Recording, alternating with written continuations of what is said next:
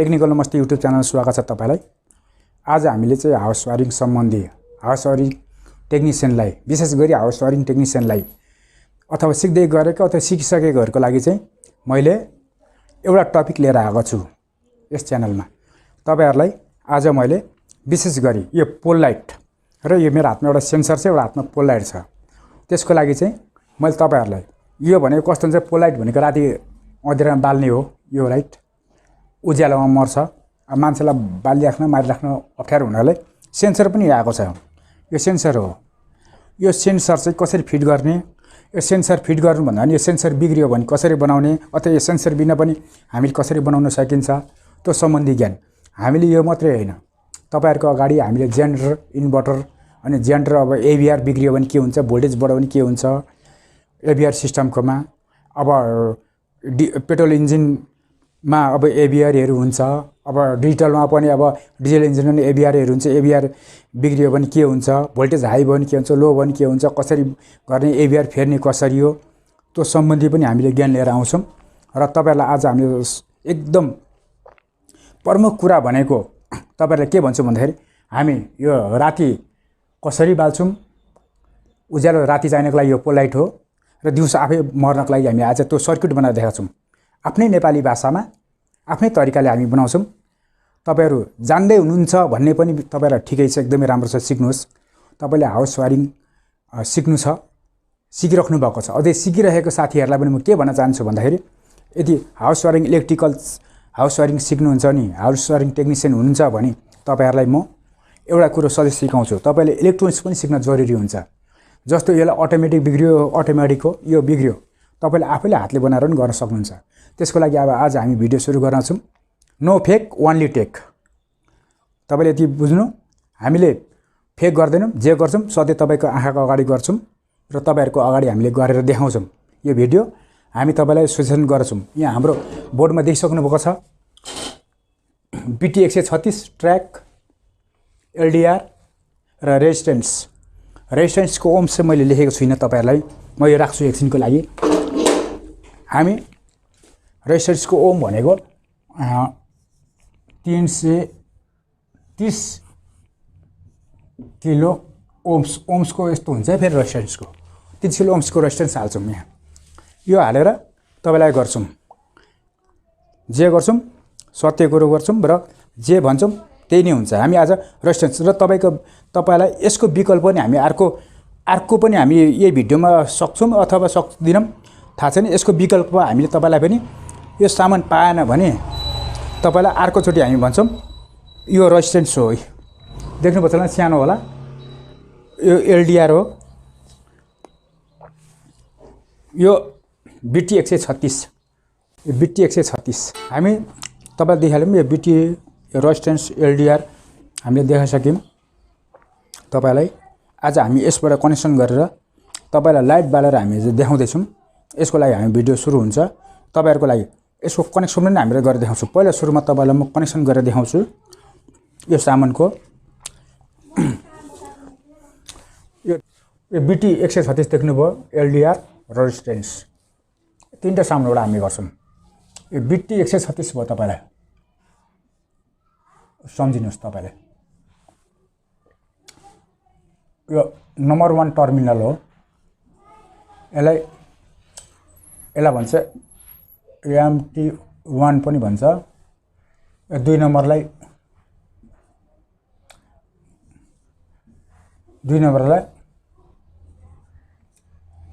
MT2 पनि भन्छ र यो चाहिँ ट्रिगर पल्स है। यो नम्बर 3 ट्रिगर पल्स है। यो हुन्छ। यसको कनेक्सन तपाईलाई म बनाएर देखाइदिन्छु। देखिसक्नु भयो होला।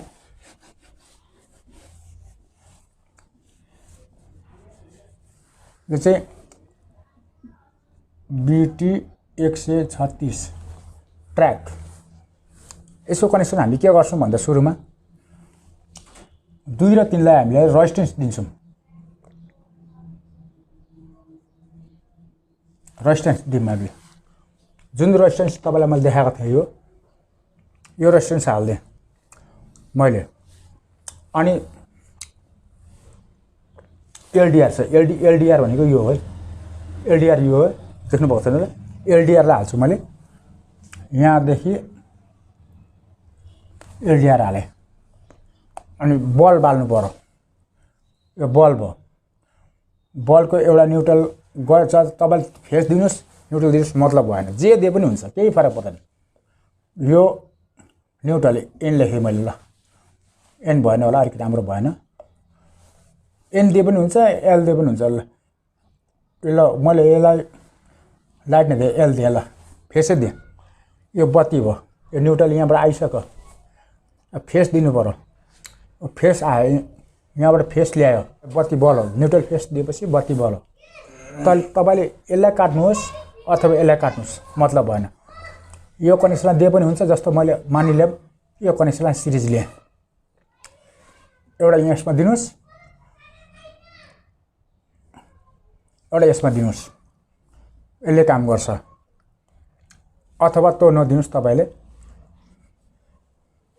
यसलाई डाइरेक्ट गर्नुहोस्, यो न्युट्रल फेस दिएपछि बत्ती बल्छ। यसैलाई काट्नुहोस्, ल मानौँ यसलाई काट्नुहोस्, एउटा यसलाई दिनुहोस्,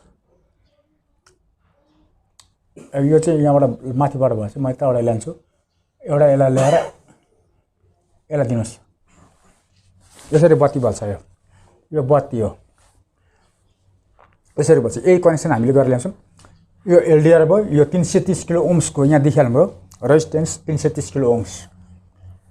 यसको बारेमा पनि तपाईँलाई म लास्टमा म तपाईँलाई एन्ड्रोइडबाट तपाईँलाई चाहिँ स्क्रिन सेयर गर्छु।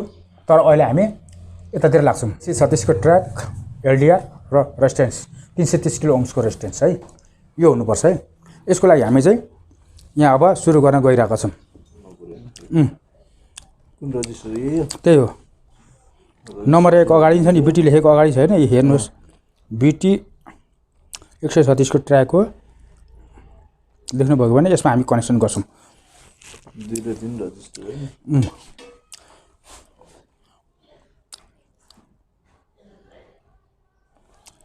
हेर्छौँ, अहिले 2 नम्बर पिनमा कनेक्सन गरिरहेका छौँ, उल्टो सुल्टो हुन्न।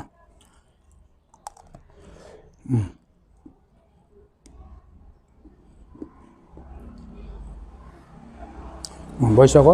अब एलडिआर हाल्छौँ हामीले।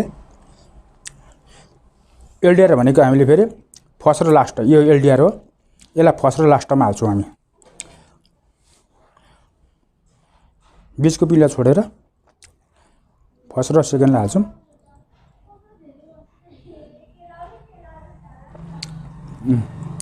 टच हुन्छ भनेर हो, त्यही टर्मिनललाई हो।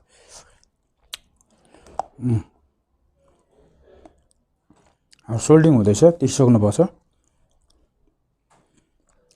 नेपाली भाषामा हामीले समर्पित गरेका छौँ तपाईँहरूको लागि। पेस्ट के अरे उयो भएन, सोल्डर भएन, सोल्डर पगाल अलिकति, सोल्डर यहाँ छ सोल्डर।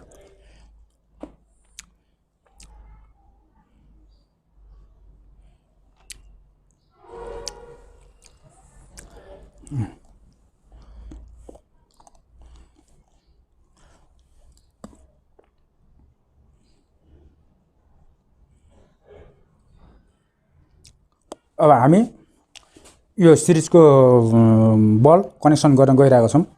यो बल यहीँ छ, 11 सोल्डरिङ गर,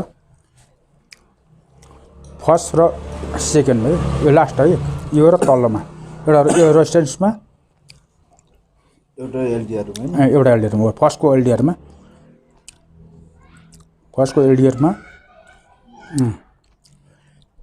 सेकेन्ड टर्मिनल तल छ।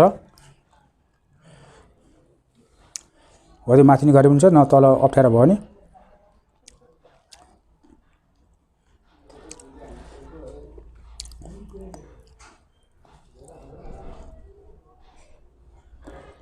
तल अप्ठ्यारो माथि गरेर माथि रेजिस्टेन्सकै छेउमा दिए पनि हुन्छ, हो त्यो दिए पनि हुन्छ।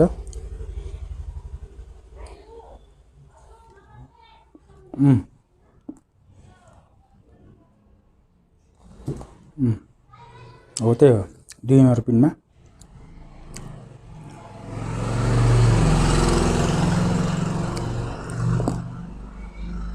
भयो होला भयो भइसक्यो अब हामीलाई यसलाई लाइन दिएर हेर्छौँ कति साह्रो हो यो ल लाइन दिइसक्यौँ 1 र 2 मा अब हामी अलिक यसलाई अलिक यहाँ छ भने फेरि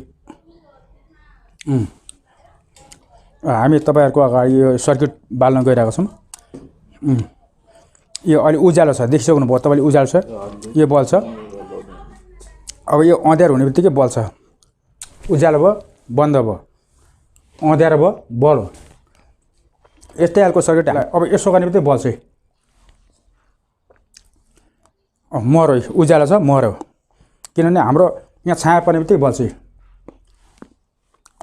यसलाई चाहिँ हाम्रो चाहिँ नेपाली भाषामा भन्छौँ भने यसलाई विदेशतिर यसलाई फोटोसेल भन्दो रहेछ तर हाम्रो नेपाली भाषामा चाहिँ अटोमेटिक सेन्सर भन्छौँ सबैलाई जुन देखाइसकेको थिएँ मैले अघि देखाइसकेको थिएँ यहाँ छ यो लागेको हुन्छ विदेशबाट आयात गरेको लाइटहरूमा यस्तो हुन्छ देखिसक्नु भयो पोलाइट छ यो लागेको हुन्छ यो बिग्रियो भने कहाँ खोज्न जाने त नि पाउनुहुन्छ पाउनुहुन्न होला सायद नपाउनुको हिसाबले तपाईले के गर्नुस् भन्दाखेरि यो तरिकाले यसको अझै म राम्रो तरिकाले भन्छु अब यो मरिरहेको छ अब हेर्नु बत्ती बाल्छ बलिसक्यो यसलाई अँध्यारो हुँदै बल्यो कि बत्ती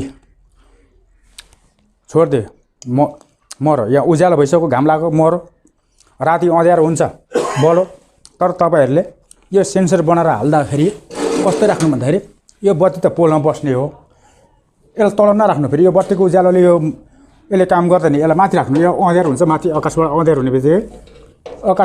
हुने बित्तिकै तलको बत्ती बल्छ तलको बत्तीले उज्यालो हुने बित्तिकै फेरि यसको काम गर्दैन यसलाई उज्यालो हुनु पर्दैन आफ्नो सिस्टमले 12 घण्टा राति यसले अन गर्छ 12 घण्टा दिउँसो चाहिँ यसले अफ गरिदिन्छ जस्तो कि अहिले अफ भएको छ हेर्नुस् यसो गर्दा नि भन्छ हेर्नुस् बल्यो अँध्यारो भयो मैले बल्यो उज्यालो भयो मर्यो अँध्यारो भयो बल्यो यही हो सबैभन्दा यो फोटोसेल भन्नु नै यही हो तपाईलाई दिइसकेँ मैले यो देखाइसकेँ अब तपाईहरुलाई म 330 किलो ओम्सको रेजिस्टेन्स कस्तो हुन्छ भन्दाखेरि 330 किलो ओम्स 330 किलो ओम्सको रेजिस्टेन्स भनेको रेजिस्टेन्सको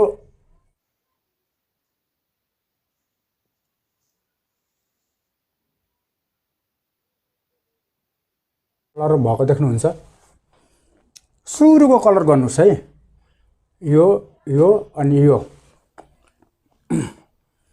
यो गर्नुस् तर यसको भ्यालु म यसको क्याल्कुलेसन गर्ने तरिका तपाईलाई म सिकाउँछु 330 किलो ओम्स दुईटा कलर हो सुरुमा ओरेन्ज हुन्छ फेरि ओरेन्ज हुन्छ लास्टमा येल्लो कलर हुन्छ तपाईले देखिसक्नु भयो यहाँ मैले स्क्रिन रेकर्ड गरेको देखिसक्नु भयो होला यो सर्किट बनाइसक्यौँ तपाईलाई अब अर्को सर्किट म बनाउन गइरहेको छु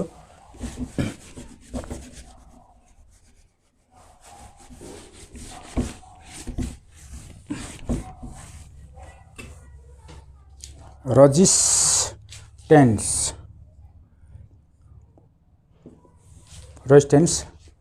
एलडीआर तपाईले कनेक्सन कसरी गर्नु त यो ट्र्याक हो BT136 1 2 3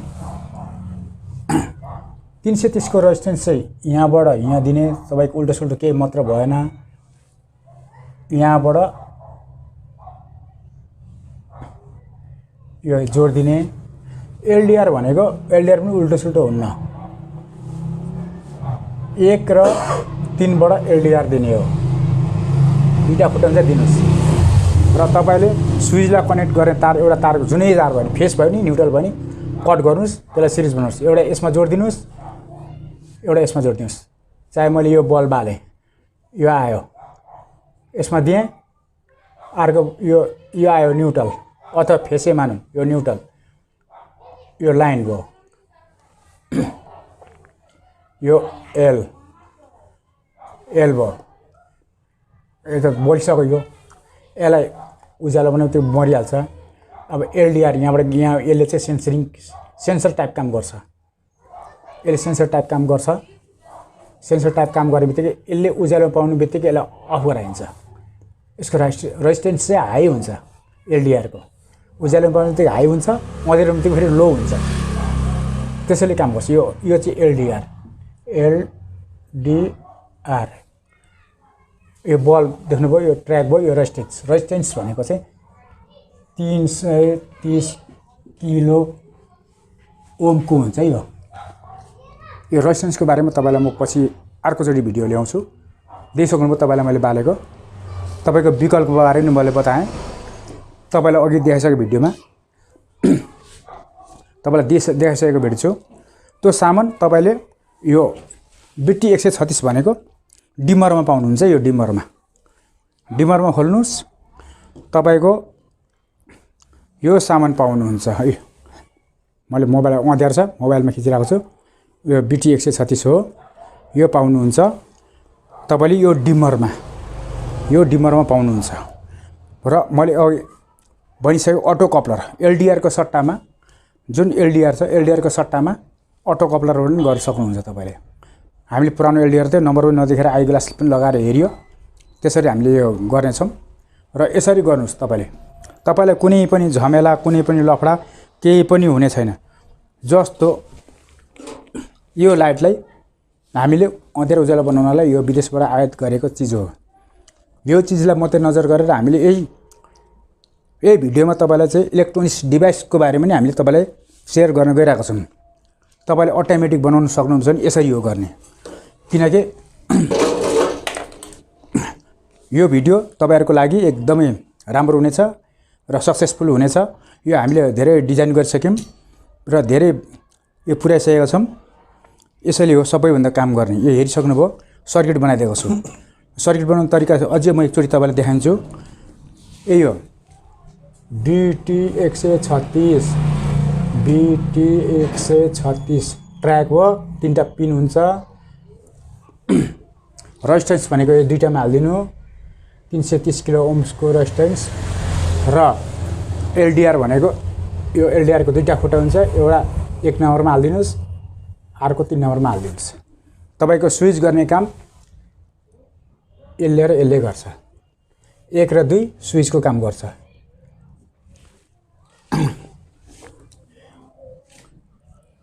टर्मिनल 1, टर्मिनल 2 स्विच।